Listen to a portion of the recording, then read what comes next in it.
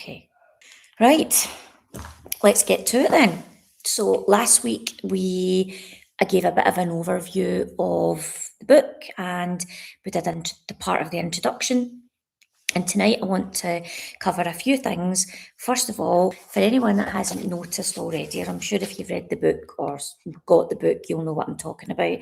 It's been split into three parts, which is Release, Reset and Rise, which really kind of follows my own business model, which actually follows my life. So it made sense. And in this first chapter, and actually for the first 5 chapters, we focus on the release phase. And I'm just going to go in order. I'm not going to jump around the book at this point. I'm just going to go step by step through the journey, if you will. And the whole point of release is connect the dots, heal and let go. And for anyone that has done any work on themselves, they will know that a huge part of what I talk about is being able to connect the dots to the past, figure out, right, what is it that's keeping me stuck? What is it that's keeping me stuck in an old cycle, an old pattern, old wounds? Figuring it out, doing that work to make peace with it, to heal it, to let it go, to forgive, to offer compassion, whatever it is that you need, so that you can actually move on. And this is what the whole release part is connect the dots, heal, to let go. So where else would I start? It would be my own life at the very beginning. So, chapter 1, the early years, I called it Survival and Shadows. So, let me read you a few pages from this, and then if anyone wants any further insight or has anything they'd love to add, then I'm right here, all ears for listening. I didn't grow up thinking that one day I'd be a hypnotherapist or a retreat host. I dreamed of being a counsellor or a social worker. Those were the professions I thought of when I imagined doing something that would help people. But truthfully, back in my own youth, I didn't think too much about my future at all. I was trying to get through each day to survive. My home life, it was a lot. It was chaotic, it was loud, it was emotional, and it was a roller coaster that I couldn't get off. Sure, there were good times, but mostly I felt like I was walking on eggshells at home, tiptoeing around on and off a nice edge and praying no more arguments would kick off. Sure, there were good times, but again, it was the tiptoeing and the praying that no arguments would kick off that was front of mind. And believe it or not, even after all the inner work that I've done, guys, and there's a lot, I still get triggered by angry voices or raised voices. My body reacts instantly with my heart racing, my stomach in knots, my nervous system flips into survival mode. And in a split second, I'm that kid again. I'm back in that house praying that things wouldn't escalate. For me as a kid, the main goal was to keep the peace between my mum and dad and to try and stop any arguments or fights escalating. So the shouting and the aggressiveness were mainly from my dad. And I always felt very protective, even responsible for my mum and her safety. I'd later become the ultimate fixer and people pleaser in adulthood, problem solving problems that weren't even mine, constantly feeling defensive and protective when people crossed the little number of boundaries that I had. Plus, saying yes to anything and anyone just to make my life easier. Now, almost 50, as I'm writing this book, I stand firm on my beliefs that it all starts in childhood. Every experience and situation that we're exposed to, from the day we're born to the narratives that we hear from others. So our caregivers, our teachers, and our peers, that shapes our understanding of the world. Everything we see, we hear, we feel, we smell, and we taste helps us build a picture of the world that we live in. It shapes all of our belief systems, everything from how we view ourselves, our values, and everything in between, through to who we think we are and what our place in the world is. These beliefs shape our reality, and if the beliefs are unhelpful and we fail to challenge them, we risk them setting the tone for the rest of our lives. Now, thankfully, it's not all doom and gloom. There is good news. You can shift your beliefs and you can rewrite your story.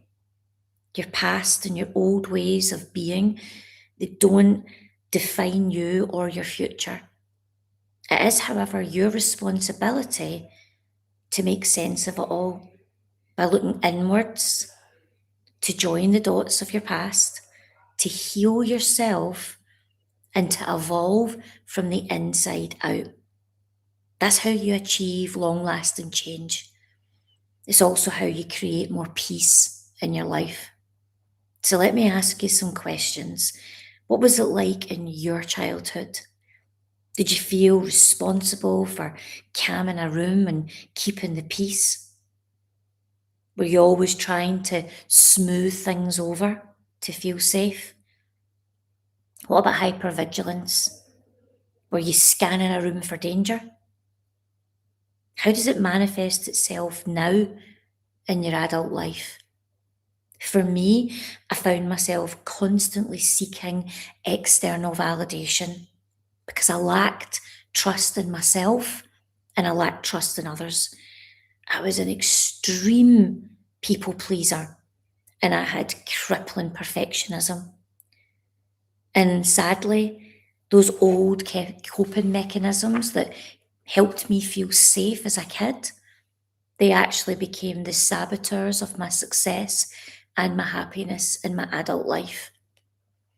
I know as a kid, I'd be reading a room like my life depended on it because in my house, some days it felt like it did. Now, as an adult, I can sense the energies in a room really quickly. Scanning for danger still creeps in from time to time, but not to the same extent that it did back then. That's the power of knowing yourself. You know that inner work. When you prioritize your own healing, you really do find self trust and you free yourself to live without limits. If I think about the people around me who are part of creating my reality as a kid, I had my dad, my mum, my sisters, my family, my friends, and school, but I didn't feel fully understood. I had a good relationship with my mum and my sisters, and I still do. But I think we were all just trying to navigate what we were going through in our own way. No one had the tools or the language back then to help us make sense of what we were dealing with. Thankfully, there were tiny pockets of safety though. Nights with my mum and my sisters. We'd have snacks on a tray. So think cubes of cheese and pickles on cocktail sticks. Well, it was that, and we were watching like Dallas and Dynasty. Oh, it was the 80s after all. And who didn't want to know who shot Bobby? I still remember the freedom we felt, the dancing, the jumping around the living room, just being kids. And these were the good times when the energy was light and nothing felt like it might tip. So I want to close it out on that. And if anyone has anything that they would like to contribute, to ask about my own life, or if anything in that story in any way related to how your life was experienced as a kid, or maybe there's another way you experience life that you'd still like to mention, then by all means jump in the chat box. You need to be subscribed to my YouTube channel if you want to chat, just to let you know in advance. And just while you're thinking, some of the key points that came out for me from that particular passage is things like the coping mechanisms when we're young. So that feeling of keeping the peace, trust, if yes, Claire, the trust is difficult. It is. And I know there's a lot of, well-being things out there in therapy worlds and coaching worlds, and they'll all say, no, it's not difficult. You just have to move through it. And that's true, because I can be a realist as well. But it does take time to accept what's happened, accept the experience, accept, do you know what, that was crap and that happened to me in my life. But then come to the point where you want to pivot and start moving forward. And then from that place, when you finally, and I don't know if anybody recognises this, you finally feel at peace in yourself. And then the thought of inviting anything new in actually feels quite scary and can be disruptive. And it's those moments where we can get scared to open the door again to new things, whether it's people, experiences, to put ourselves out there. Because I know for myself, the perfectionism came for me from the extreme people pleasing, and the rewards that I would get. It wasn't necessarily of love or anything like that. For me, it was peace. So when I was people pleasing when I was young, and I was trying to keep everything contained and calm, and so things didn't kick off, that for me was my coping mechanism, so that I could cope every day. But actually what happens is, when you continue things like that into adulthood, it becomes things like perfectionism. And when we operate from that place, we're more focused on not wanting to be wrong and things to fail, for the fears of not having that feeling of perfection, because in the past that was the thing that made us feel safe, that we sometimes take ourselves right out of the game.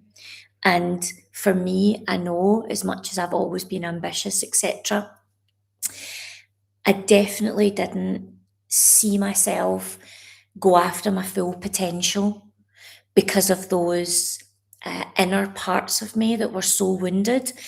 Only when I did that work on myself and I really faced myself, explored it all, I went back, I healed, I let go, I actually saw. So if you think about it, so back then, let's say when I was not so much young as a child, but I'm talking about how it transfers into my adulthood in a corporate world. I'm in this environment. I think that I am here. That's just what I think is good. I have a dream that that's what I want because that's what I think is possible. I had no idea what was possible was up there for me. I had no clue, because there was no part of me that understood that there could be a brand new reality. And that reality can only really be uncovered when you understand who you are, and you can live with uncertainty, you know? You can move through, even in fear, you can still move forward. And not only that, you can trust yourself that even if you screw up, it's going to be okay, because at least it's on your watch. You're making decisions, you're taking chances, and you're betting on yourself. So, for anyone in this chat tonight, there's a few of us on, I'd love for you to just take a moment to just consider, where you're at right now. Now, I don't know who everyone's on. I know Claire is here. So, Claire, sorry if I mentioned your name, but obviously you're the one that I can see's names here.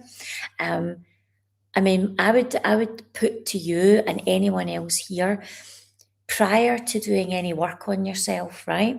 Prior to doing that exploratory work, that deep inner transformation, that healing, I wonder if where you are right now, if you imagine that's where you would be in life, or if you had your own dreams and possibilities capped. That's a question I'd love for you to explore, because if you're sitting there thinking, oh, I'm doing what I thought, but there's a part of me that feels there's more, then the likelihood is there's some more digging that might need to have go on there. There's maybe more core beliefs that have still to be uncovered to help you free yourself, and especially the old narratives. So you know those old stories about what you everyone else thinks is possible for you, or you might suggest, oh, this is something that I would love to do in my life. And then all of a sudden, like I never wrote this in the book, I had it in it and I took it out, right? But I remember my dad when I said when I was young, because I loved animals. If you don't know me, personally, then I'll tell you now, like, I am crazy about animals. I love them. And when I finally find a place that I want to settle location wise, I'll definitely get a dog. Um, so I was always animal daft. And I always remember, and I remember saying out loud, do you know, I think I really want to be a vet. I didn't understand what that meant. I just knew that I loved animals. And I always remember him poo-pooing that and being like, nah, that's, no, you'll never be able to do something like that. And I can remember that from childhood. Now, it's something that I hold on to now, but look what that could have done. And at that time, that gave me a sense of what I thought was available to me in the world. And, that was someone else's story. That was someone else's narrative and not mine. But yet that's what I was exposed to. So that's just one story, right? Think about the stories all of you were exposed to as a kid. What did you hear? What did you talk about that you were excited about that then you felt just got quashed? And I wonder if there's a wee bit of it that's still like a wee flame inside of you, because I know that's what happened for me. And I had the courage to go inward and do that work to free myself from those limitations. So I'm just going to read Claire's message for anyone that's following on in the replay. I never imagined getting where I am now, but a change in my life has definitely uncovered something else from my past I need to explore. There's always room to improve and achieve more. I mean, Claire, that is just it in a nutshell. We are an ever evolving, growing being. And my question to you, without being personal about the circumstance, because it actually doesn't matter what the scenario is, my question to you is the thing that that you've encountered recently. I wonder, is it something that you may have encountered previously? So, for example, let's say you did a load of work on yourself and you've exposed yourself to new things. Is it part of the new lived experiences that you've came across something else that you want to explore and uncover? Is it because you're venturing out, or is it something that's really down deep that's still coming up from the past? I'd love to I'm just curious, because I don't think you'll be the only one out there having this dialogue in your head right now. Jade, you're working on this exact scenario, working on a lot of negative beliefs. Honestly, like, I tell you the truth, right? So when I was preparing for this session tonight, I'm not going to lie, writing this book, it wasn't hard in the sense of, I mean, it's my childhood, but um, the thought of reading it tonight, I was like, how can I know this is going to sound nuts, right? But I was like, how can I put a positive spin on it? Because sometimes it's also hard for me to keep going back to that place. And there's something in this, guys. Whilst it's important to dig deep, to do the work, it's so important to make sure you're constantly evolving and releasing old stories and challenging yourself. But there's also something to remember about staying in the old world, constantly going back there, because sometimes it's important to do that. But there also is a point in time to close the door and really let go. And I'm just going to leave that thought tinkering about your mind while I read what Jade's talking about. You're now exploring new opportunities after a 20-year profession. I mean, if that doesn't epitomize what I'm just talking about tonight, I don't know what does. Because I was in corporate all those years, and I'll come to that in the time of the book, that I didn't know that there was something else. In fact, do you know the weird thing is, actually, my dad had a business. He worked for himself, and yet it was never something that was on my mind, because for me, I was craving stability, and we'll come on to that in another session.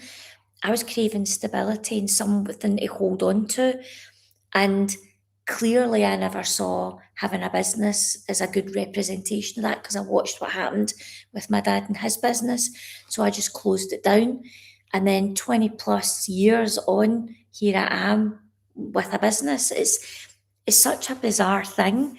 Um, but until you have that belief in yourself that something else is possible, how do you know? So if you don't go and dig about and join the dots and make sense of it and not sit in it forever and a day, but bring it to the surface and explore it, and then ask yourself, how is this relating to me in my current life? And taking things from it, like, you know, I'm not that girl anymore at 7, 10, 15, whatever age I was. I'm not that, I'm not that child anymore. I am the person that's got to this place on this journey, doing my work, doing all the things that I've accomplished. And that's a reflection for you guys too. So looking at your own lives and thinking, well, you know, I'm not still that same person. I've evolved as a human being. I've healed and I've grown. And for that reason, who do I want to show up as today? Who do I want to be in this moment? Um, Jade saying there, she came across a quote that made sense. I am the adult that my younger self needed. Now, this is fantastic. So I'm coming to that in 1 second, Jade. Let me just, yes, but I know what you're talking about, Jade, when you say your words. That is so true. I'm going to come back to that in 1 second. Claire, letting someone new into my life has made you realise how your past affected your ability to trust. I know I must not transfer it.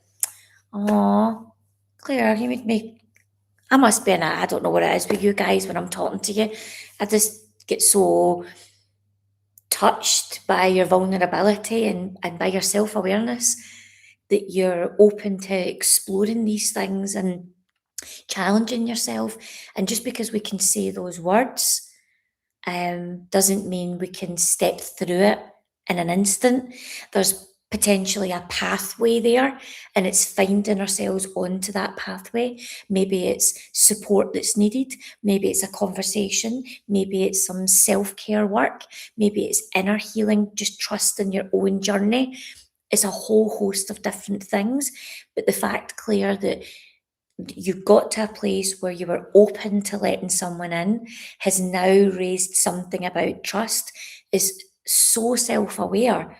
It's such an incredible place to reach, even though I know it feels like another challenge, but it's one that you're prepared to face, which perhaps in the past you may have closed off to altogether. And the fact that you're even prepared to go to that place is just incredible, because it tells me that you want more for your life. And Jade, you were saying there about not letting someone new into your. No, that was you, Claire. Came across the quote that your younger self, you're the adult that your younger self needed. I mean, that's basically inner child work right there, Jade. That's exactly what it's talking about. So you ultimately, as an adult, can effectively, you can do it in hypnotherapy, you can do it in writing, you can do it in visualization, you can do it just talking to yourself. It's almost like you are, as an adult, going to journey back and meet yourself as your child self, and whatever your child self needed. So let's give an example of myself when I said my dad shut me down with the university. What the adult needed, I needed from an adult then was, I think that's brilliant, and I'm excited that you love animals, and there's so many different ways we could help you. What about speaking to the local vet and maybe doing voluntary work in there?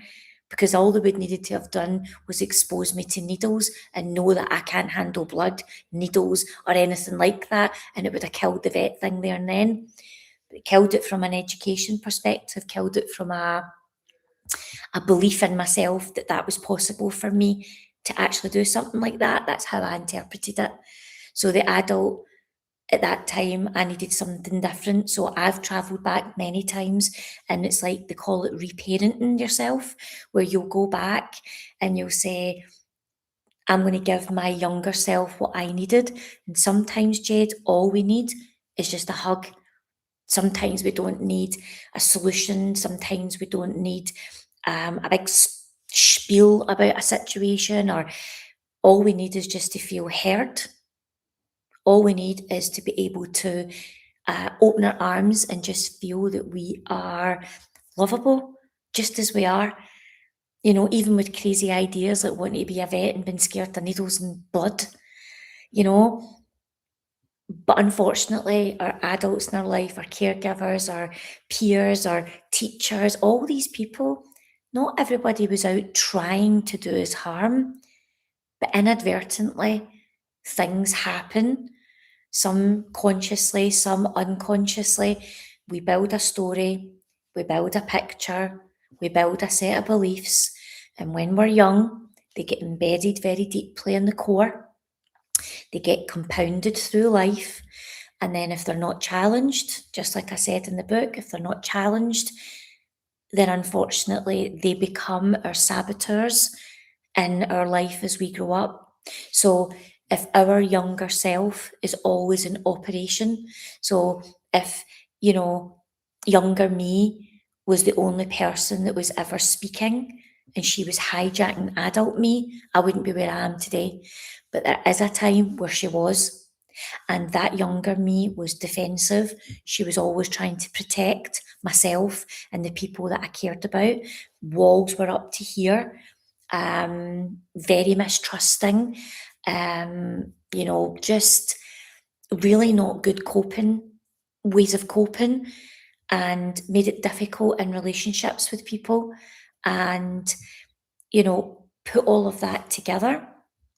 And then you get an adult who isn't integrating in life fully. She's pushing people away. She's been the anxious avoidant, if you want to do the therapy language, you know. And over time, we realise, wait a minute, how's that getting us anywhere? And Claire, this is for yourself too. It's like, well, if I don't learn to find ways to trust, then what's actually happening? Is it that I don't trust? Or is it that I know something doesn't feel right? Or is it that um, I have not found the words to be able to express what my needs are in a connection? There's a whole host of different things that go on when you're talking about connections with people. And building that trust is more than just one thing. It's we're also looking for, we'll also seek evidence. So everybody seeks it in different ways too. Some people build trust through the words, the actions, the doing, all the different little parts of it. But it's a thing that builds over time, and certainly something that we can talk about, offline in more depth. But it's such an important one to bring up, and thanks for sharing it, because trust certainly was non-existent for me for a long, long, long, long time. And yeah, Jade, you get that whole inner child thing, the reparenting, you can totally understand it. And I don't know many people, I think there's a lot out there now, like, that talk about, how can I say this? Like, there's a lot out there in the world that we're in that focus on the past, that focus on our childhood, and rightly so.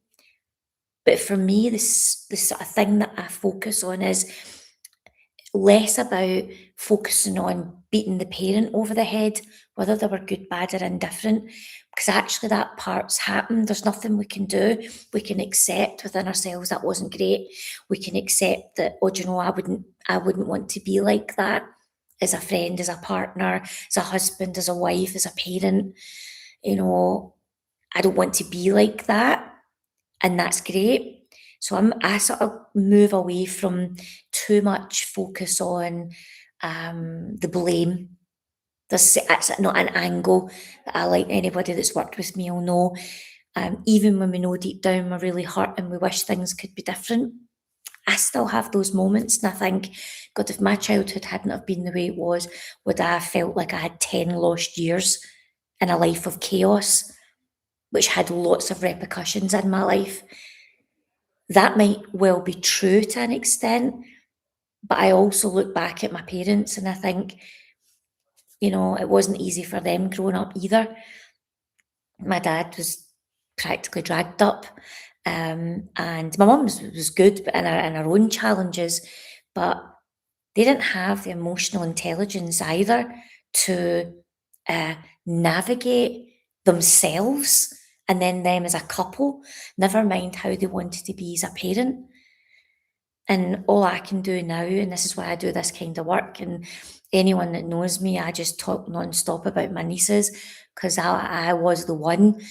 I feel very strongly about it, to break that generational curse of coming down, all the way down to um, my family tree, if you will. I wanted it to be different. So I might not have children, but I have nieces that are like as close as children for me. And I want it to be different for them and my sisters. So I work very hard on that in my family unit. And that's the best I can do. And my mum may well not have got it always got it right, but I don't beat her over the head for it. There's certain things that I'll share now and explain to her a bit about how I feel, but I don't shame her because she still did the best, and she was also dealing with a very difficult partner at the time and 3 kids on her own. So everyone has got their own cross to bear. I don't think it's easy for anyone. And you're right, Jade, you know, not working with blame or victim is very key, but it does happen a lot. And it might be the case that you slip into that now and again. Be kind to yourself, guys. Be kind to yourself. We've all been there. Sometimes it's easier for a few minutes to blame someone else and something else. But overall, to bring yourself through a healing phase of reparenting your own inner child, or just recognizing that your parents maybe did the best they could. And even if they didn't, they probably thought they did. And even if there were horrors to you and they knew they were doing it, we can't change what's happened, but we don't need to let what happened then drive how we live our life now.